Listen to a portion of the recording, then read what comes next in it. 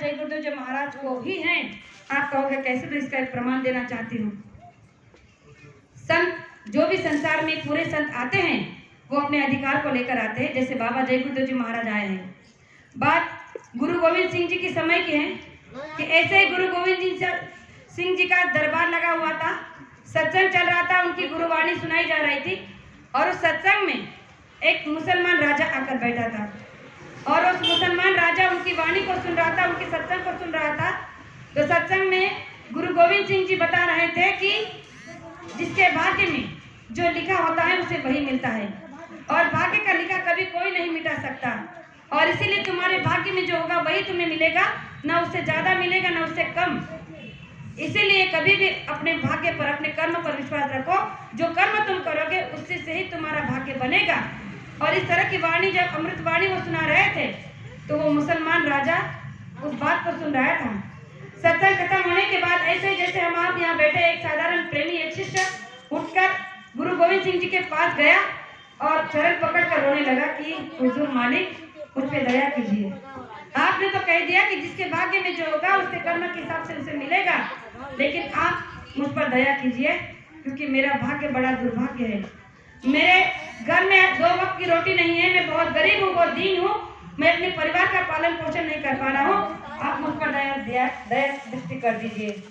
और उसकी उस दया की भीख को देखकर उनको तरस आ गया। उन्होंने कहा कि ठीक है, कोई बात नहीं, जाओ, तुम्हें आशीर्वाद देता हूँ कि तुम लखपति बन जाओ। तो उसने कहा कि आपका आशीर्वाद फलेगा फूलेगा तो मैं दीन दुखियों का, संत महात्मा का आदर सत्कार करूंगा, आए गए का सेवा सत्कार करूंगा। जो आपने मुझे आशीर्वाद दिया उसे मैं बहुत ही फलित आगे बढ़ाऊंगा। अब जब गुरु नानक देव जी ने, गुरु गोविंद सिंह जी ने जब उसे आशीर्वाद दिया कि जाओ तुम लखपति बन जाओ और सबके आए गए की सेवा सत्कार करना, तुम्हारे घर जो भी आए उसे भूखा पैसा मत रहने देना। तो इस बात को वो मुसलमान राजा सत्संग दरबार में बैठे हुए सुन रहा था। तो सब लोग जाने के बाद वो राजा वहीं बैठा रहा। तो उससे गुरु गोविंद सिंह जी ने बात बुलाकर कहा कि क्या आपकी भी कोई इच्छा है, क्या आपको भी कुछ मांगना है, मांग लीजिए। आज मैं बड़ा खुश हूँ और मैं अपनी मौज में आकर सबको कुछ ना कुछ देना चाहता हूँ। तो उस मुसलमान राजा ने कहा कि मुझे इस संसारी वस्तु से कोई मोह नहीं और मुझे आपके तरफ से कुछ नहीं चाहिए, क्योंकि मुझे जो चाहिए वो मेरे पास सब कुछ है।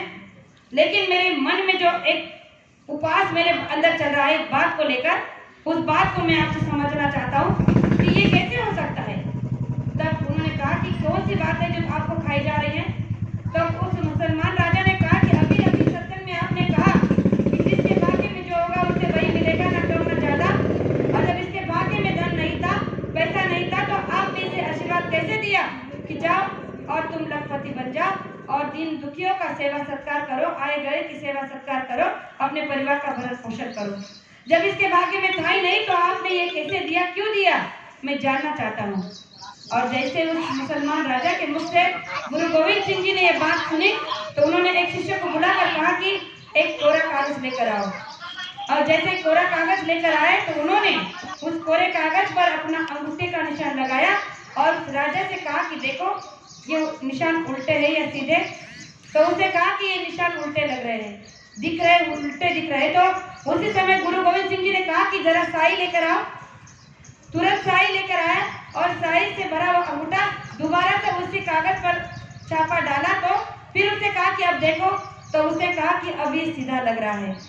तब गुरु गोविंद सिंह जी ने कहा कि जब 4 वेदों का निर्माण हो रहा था तो भगवान के ऊपर के पार्लियामेंट में जब वेदों की रचना हो रही थी तो वेदों की रचना होने के बाद जो शाही बची थी, वो शाही जब भगवान में चर्चा होने लगी कि ये बची हुई शाही किसको दिया जाए, तो ये तुम्हारे सवाल का जवाब मैं तुम्हें बता रहा हूँ। ऐसा गुरु गोविंद सिंह जी ने उस राजा से कहा कि मैंने उससे ये अधिकार मेरे पास कैसे क्यों आया, मैंने उसे आशीर्वाद क्यों दिया, ये तुम्हारे प्रश्न का उत्तर मैं दे रहा हूँ कि जब ये बात ऊपर के पार्लियामेंट में होने लगी कि ये जो बची हुई शाही है जिससे वेदों का निर्माण हुआ था, तो ये शाही किसको दी जाए। तब भगवान ने कहा कि ये शाही केवल संत महात्मा को दी जाए, क्योंकि यही इसका सही उपयोग कर सकते हैं। यही अधिकार संत महात्मा को दिया जा सकता है क्योंकि वो इस अधिकार के लायक है।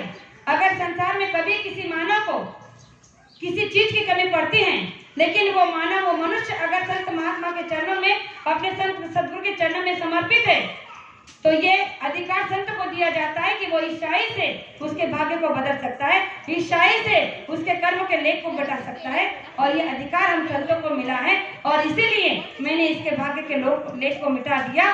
इसके भाग्य में जो दरिद्रता थी, जो गरीबी थी, उसे हटाकर मैंने इसके भाग्य को बदल दिया, इसके कर्म को बदल दिया, और ये संतों का प्रमाण होता है। प्रेमियों, जो बात गुरु गोविंद सिंह जी ने कही, वही बात आज इस कलयुग में हम आपके बीच में भी लागू होती है कि बाबा जय गुरुदेव जी महाराज ने भी वो साई प्राप्त की है, क्योंकि अधिकार वो उनके पास में है, और उसी साई की वजह से हम जो भी मांग लेते हैं वो हमें मिल जाता है। वरना हमारी आपकी औकात नहीं, हमारे कर्म नहीं कि हम गुरु महाराज से कुछ मांग ले। हमारे कर्म में तो ऐसे, हमने तो ऐसे गंदे गंदे कर्म करके रखे हैं कि हमारी औकात ही नहीं है कि उनके सामने खड़े हो जाए। लेकिन फिर भी गुरु महाराज ने कहा है कि जब मैं जिस दिन जिस प्रेमी को नाम का दान दे देता हूँ, उसी दिन उसके अंदर बैठ जाता हूँ, और उसी दिन से उसके अच्छे और बुरे कर्मों को देखता रहता हूँ, बुरे कर्मों को काट कर अच्छे कर्मों के साथ उसे आगे चलाता रहता हूँ, और हर मुश्किल से मुश्किल घड़ी में उसकी मदद करता रहता हूँ। और वे वही साई है जो आज गुरु पूर्णिमा के दिन वो हम आप लोगों के बीच में बांटते हैं। उसी साई से हमारे तकदीर को लिख देते हैं, हमारे बुरे कर्मों को मिटाकर अच्छे कर्मों का लेख हमारे ऊपर लिख देते हैं कि जाओ बच्चा, संसार में सुख से रहो, समाधानी से रहो, आए गए का सेवा सत्कार करो, और गुरु की सेवा तन मन धन से करो। हमने केवल गुरु से लेना सीखा है, देना नहीं। अगर देना सीख जाते तो आज इस संसार में मांगने की जरूरत नहीं पड़ती। जो गुरु महाराज ने बहुत पहले कहा था कि गुरु एक हाथ से लेना जानता है तो दोनों हाथों से देना भी जानता है। अगर आप गुरु को एक गिलास पानी पिलाओगे तो वो तुम्हें 10 गुना बढ़ा कर देगा।